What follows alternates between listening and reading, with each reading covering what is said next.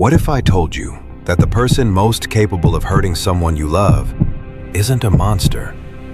It's not a stranger with cold eyes and a dark past. It's someone who volunteers on weekends, someone who cries at movies, someone who holds the door open and means it. It might be your neighbor, your coworker, someone sitting in a church pew every Sunday. It might even be you.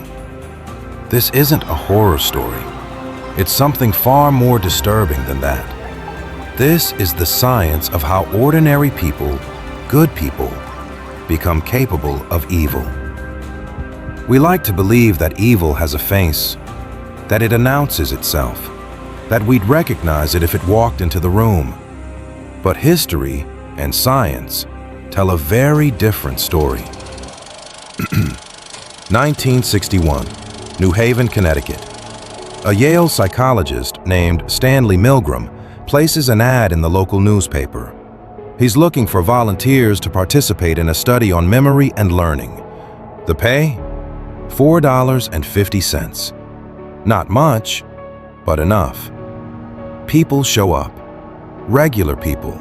Teachers, salesmen, engineers. They are told they will play the role of teacher. In the next room, a learner, actually an actor, is strapped to a chair. The teacher's job is simple. Ask questions. If the learner gets it wrong, administer an electric shock. The shocks escalate. 15 volts, 30, 60, 150.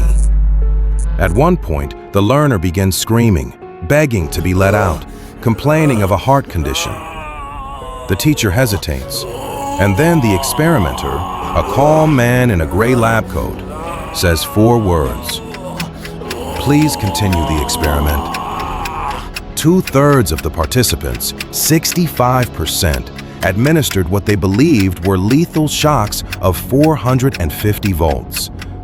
Not because they were sadists, not because they wanted to cause pain, but because someone in authority told them it was okay. Milgram called it the agentic state, the psychological shift that happens when we hand our moral responsibility over to someone else. We stop being agents of our own conscience. We become instruments of someone else's will. Authority doesn't just command us, it dissolves us. In 1942, a unit of ordinary German police officers were given a choice. Their commander told them plainly, "You don't have to participate in what comes next." If any man felt he couldn't do it, he could step aside. No punishment, no disgrace. Almost none of them stepped aside. These were not fanatical soldiers. They were middle-aged men, fathers, husbands, shopkeepers, men who, weeks earlier, had never fired a weapon in anger. By the end of their deployment, they had killed over 80,000 Jewish civilians in occupied Poland. Historian Christopher Browning documented their story in his book, Ordinary Men. His conclusion was devastating. These men were not born killers. They were shaped by a system, by peer pressure, by the slow erosion of conscience that happens when atrocity becomes routine. They didn't leap into evil. They walked into it one small step at a time. In 1971, psychologist Philip Zimbardo divided college students randomly into two groups, prisoners and guards. The experiment was supposed to last 2 weeks. It was shut down after 6 days. The guards, normal psychologically screened students, began humiliating prisoners, stripping them of sleep, of dignity, of names. Some guards became creative in their cruelty. One guard later admitted he was terrified of who he became inside those walls. Zimbardo called this situational evil, the idea that context doesn't just influence behavior, it can replace identity. But there's a deeper mechanism at work here. Psychologist Albert Bandura gave it a name: moral disengagement. It's the mental process by which good people convince themselves that the rules of ethics don't apply to them. Right now, in this situation. It works like this.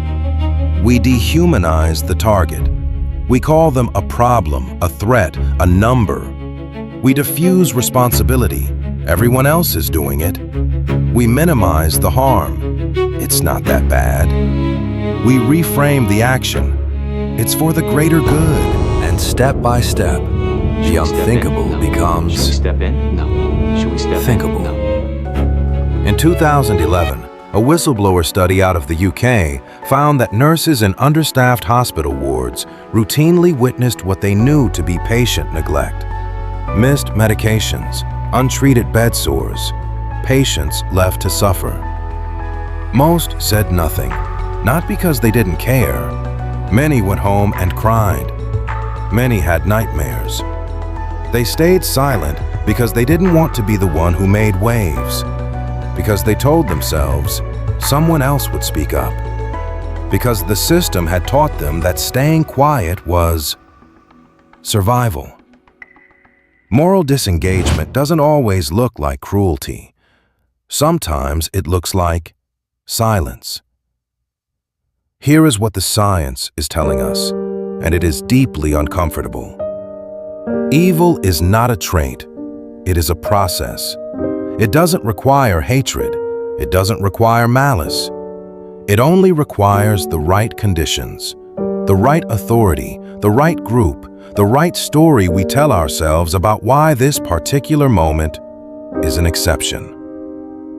Hannah Arendt, the philosopher who covered the trial of Nazi war criminal Adolf Eichmann, watched him testify and arrived at a conclusion that shocked the world. She called it the banality of evil. Eichmann wasn't a monster. He was a bureaucrat. He followed orders. He signed papers.